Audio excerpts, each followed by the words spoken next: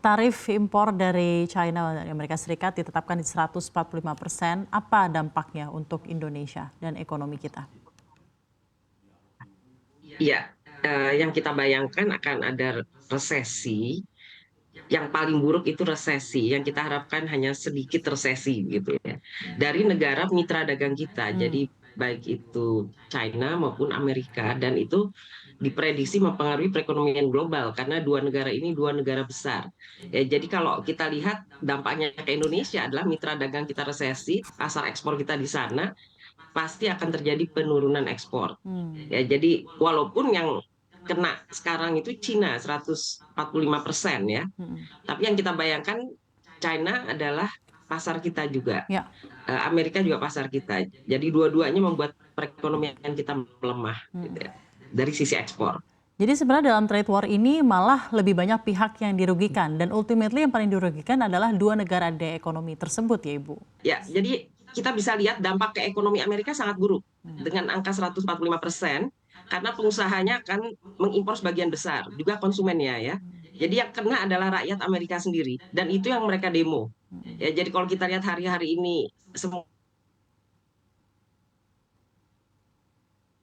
negara bagian marah dengan Trump karena nanti mereka membayangkan inflasi ya. Ya. Jadi akan besar sekali dampaknya kepada perekonomian Amerika Serikat. Hmm. Ini yang bahaya ya bagi rakyat Amerika. Bagi China, dia punya pasar yang lain. Ya, jadi ada diversifikasi pasar bagi China. Tapi bagi Amerika itu pukulan telak ya. Jadi kalau kita dengar bahkan Elon Musk sendiri menawar ya, janganlah tarif setinggi itu gitu ya. Jadi kita bisa lihat dampaknya walaupun ke China yang besar, yang lain di hold dulu, tetapi dampaknya akan kena ke rakyat Amerika sendiri dan juga ke China, tetapi China sudah mempersiapkan untuk diversifikasi yang lebih cepat gitu ya, termasuk ke negara-negara BRICS ya, termasuk Ya. Indonesia di situ ada India dan seterusnya. Baik. Jadi kita lihat antisipasi ini yang akan mempengaruhi perekonomian kita. Tapi Bu Nina, apakah Ibu melihatnya mengenai pengenaan tarif resiprokal yang dikerahkan oleh Presiden Donald Trump ini adalah murni strategi ekonomi dan perdagangan internasional atau lebih kepada lebih banyak muatan politik yang ingin disampaikan oleh Presiden Donald Trump untuk menangguhkan kekuatan ekonomi Amerika Serikat sebagai masih menjadi kekuatan ekonomi terbesar di dunia? Apa maksud dari pengenaan tarif ini, Bu Nina? Saya melihatnya politik dan ekonomi menjadi satu. Siapa yang untung dengan kebijakan ini? Mereka yang bisa masuk ke pasar saham dengan cepat ya.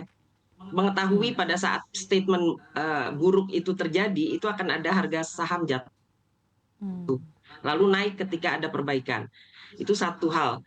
Tapi siapa yang dirugikan dengan kebijakan tarif nantinya ketika dikenakan kepada China dan kepada negara lainnya yang sudah antisipasi ya, seperti Uni Eropa, Kanada, dan sebagainya.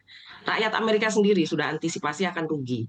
Jadi kalau dihitung dari sisi politik, sebetulnya Trump juga mengalami eh, secara ekonomi itu membawa berita buruk untuk politiknya dia. Karena sudah didemo kan sekarang. Jadi kita sudah lihat bahwa faktor utamanya ekonomi, tapi dampaknya justru nanti bisa ke politik ya, bahkan ada isu untuk impeach dan sebagainya. Karena bahkan dituduh insider trading gitu ya. Ini berbagai Market manipulation ya Bu. catatan ya dengan betul. Jadi financial marketnya itu insider ya. Jadi ada sengaja dibuat shock gitu ya. Sehingga yang untung mereka yang tahu bahwa akan ada shock itu akan berbalik gitu. Nah, ini tidak baik ya bagi rakyat Amerika secara keseluruhan. Ya, dan juga bagi rakyat dunia karena sama-sama kan Ya, resesi ya. baik. Kena di dua belah pihak ya, Amerika dan China dan Indonesia juga kena. Ya, jadi ini walaupun kita tadi mau dikenakan 32 lalu nggak jadi, tapi itu juga shock di pasar saham kita. Ya, jadi sempat ada shock dan sekarang ya recovery, tetapi itu sudah shock ya. Jadi berita buruknya terbayang besok akan ada resesi lagi. Jadi ramalan ke depannya menjadi proyeksi ekonomi melambat gitu dan itu tidak baik secara Keseluruhan. ekspektasi pasar ya. Baik. Iya, secara ekspektasi nanti semua produksi menurun, rakyat udah kencangkan ikat pinggang, benar-benar penurunan pertumbuhan ekonomi.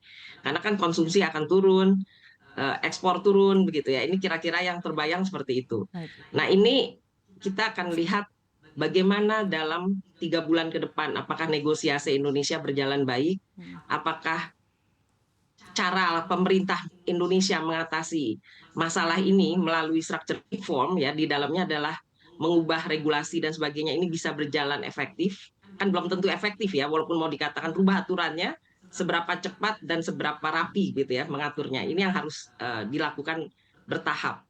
Dan ini yang saya kita sama-sama khawatir gitu ya, berapa cepat nih katakan TKDN bisa dilonggarkan, berubah insentif, katakan lagi ada iklim usaha dilonggarkan begitu ya. Kalau bisa kendala impor itu hambatannya juga Iya. dilonggarkan supaya produksi kita tetap tumbuh, biaya produksi turun begitu. Itu kan teorinya adalah memang diberikan regulasi, tapi dampak regulasi tidak serta-merta pada bulan itu juga gitu ya. Ya. Ada jeda waktunya, lag-nya. Mm. Nah ini yang kita akan lihat dalam 3 bulan masa negosiasi dan perubahan institusi yang ada di Indonesia. Ini perlu waktu dan perlu kejelasan dari pemerintah sendiri. Apanya yang dirubah, seberapa cepat begitu ya. Bahkan Presiden mengatakan jangan banyak-banyak aturan teknis lah, dipermudah semua begitu ya. Nah ini juga berita baik dan bisa berita buruk karena jadi bingung gitu kan, yang mana yang mau dihapus, yang mana aturan teknisnya gitu misalnya. Ini kita belum jelas ya, jadi ini baru rencana-rencana ya. Ini yang kita harus hati-hati dalam 3 bulan ke depan Oke, ya, baik. jadi Indonesia juga akan terkena dampaknya. Jika ada beberapa poin-poin utama yang harus dilakukan Indonesia dalam bentuk negosiasi pengenaan tarif resiprokal ini, apa Bu, agar industri lokal kita tetap bersaing dan tetap bisa tumbuh dengan sehat di tengah keadaan ini?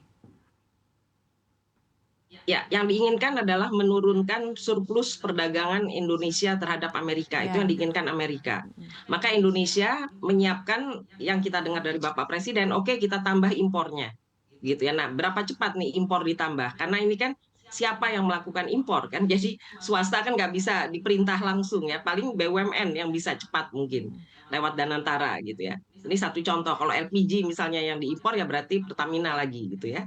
Kira-kira seperti itu kan, siapa yang diperintah itu harus jelas. Jadi negosiasi pertama, barang mana yang mau diimpor supaya nanti surplusnya mengecil gitu kan terhadap Amerika. Yang kedua, bagaimana melakukan negosiasinya supaya kita bisa jangan kena 30 kan, bertahap turun. Apakah bisa langsung 20, bisa 10, kalau bisa 0 gitu kan. Memperlonggar. Jadi bagaimana mengukurnya? Ini yang perlu dilakukan secara cepat. Ketiga adalah di dalam negeri Indonesia yang tadi regulasi yang menurunkan biaya bagi sisi produsen. Ini juga perlu cepat. Karena kan berarti dalam 3 bulan ke depan, tarif kalau masih diberlakukan 30 turun 20, apakah bertahap turunnya atau bisa langsung menjadi 10 gitu. Ya. Kan negosiasi ini berapa lama gitu ya. Ini kan 3 bulan ya jedanya ya. Jadi ini yang kita tunggu kecepatan pemerintah mempersiapkan Ya. impor-impornya dan regulasi-regulasi yang mau dirubah gitu. Itu yang kita Ya. tunggu.